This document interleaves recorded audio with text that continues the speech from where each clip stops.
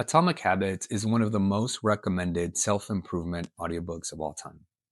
It shows up on bestseller list, podcast recommendations, YouTube reading list. But here's the real question. In 2026, is it actually worth spending 5 hours and an audiobook credit on? Or is it one of those books that everyone mentions, but nobody really needs to listen to? Let's break it down. Welcome to Worth the Listen. I review nonfiction audiobooks so that you don't have to waste your time or credits. This is not a summary. There are no spoilers. I'm answering one question. Is Atomic Habits worth listening to? Before we talk about who this book is for, it's worth asking, why is it still everywhere? Atomic Habits doesn't promise this overnight transformation. It doesn't rely on hype, urgency, or extreme motivation. Instead, it focuses on behaviors that feel almost too small to matter at first. People don't recommend it because it changes their life in a week. They recommend it because months later, they're still using ideas without thinking about them. That kind of longevity is rare in self improvement. One helpful way to think about Atomic Habits is how it compares to other popular habit books. Some books will focus on discipline, some will focus on mindset, and some will focus on motivation. Atomic Habits focuses on structure. It's less about pushing yourself harder and more about making the right behavior the default option. That's why people often pair this book with others over time. They use Atomic Habits as the foundation and layer other ideas on top of it. That's the big reason why it keeps on being recommended. Atomic Habits is going to be a strong fit if you are a busy professional who wants practical self improvement without adding complexity to your life. Or if you are new or intermediate in personal development and tired of advice that sounds good but feels hard to apply. It's also good for someone who struggles with consistency, not motivation, and wants habits that actually stick. Or a listener who prefers this clear framework over this emotional hype or aggressive coaching style. This audiobook works especially well if you listen during commutes, workouts, walks, or background productivity time. If you're short on time and want systems that compound quietly, this book is going to be designed for you. Now, this book isn't for everybody.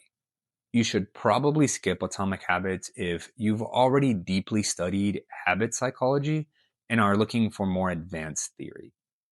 If you're looking for aggressive, high energy motivational content, or if you want this rigid step by step worksheet instead of flexible principles that this book will offer. This is a refinement book. It's not a shock your life overnight book. The reason Atomic Habits became so popular isn't because it introduces any revolutionary ideas. Most of the concepts have existed for decades. What James Clear does well is organize behavior change into a system that feels manageable in real life. The book focuses on identity based change, becoming the type of person who naturally acts consistently. Small improvements that compound instead of this dramatic overhaul that burns out quickly. And designing your environment so habits become easier, bad habits become harder without having to rely on willpower or motivation. The real value here is clarity. You don't finish this audiobook feeling motivated. You finish it feeling oriented. That is, you know exactly what you need to change and why you need to change it. That feeling is one of the best characteristics of this audiobook.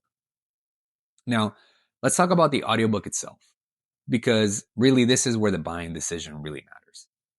Atomic Habits is narrated by the author James Clear himself, and that matters. His delivery is calm, neutral, and very easy to follow. There is no overacting, no forced motivation, and no performance energy. The pacing is clean and works especially well at 1.25 or 1.5 speed. This is a low friction listen, which means that you don't find yourself constantly having to rewind and you don't feel mentally drained afterwards. Compared to the print version, the audiobook is easier to consume, It's harder to highlight or reference later, but for the first time exposure, for most people, listening first is the right move. This audiobook also delivers value fast. You'll get actionable insight within the first 20 to 30 minutes. However, it does diminish return if you binge it straight through. This book rewards pacing. It works best in short listening sessions with time built in to reflect between chapters. If you listen intentionally, the payoff is really high. So, is Atomic Habits worth the listen? Yes, absolutely. Especially if you're in the early or mid stage in self improvement, you want clarity, not motivation noise, or if you want systems that work quietly over time. This audiobook earns its reputation not because it's flashy, but rather because it's effective. If Atomic Habits sounds like a fit for you, I've linked the audiobook below. You can grab it with a credit or try it free if you're eligible for a trial. If you want more honest audiobook reviews before you spend your time or credit, please subscribe. Next up, I'm reviewing Can't Hurt Me by David Goggins and whether the intensity actually helps or just burns people out. Thanks for watching. I'll see you on the next one.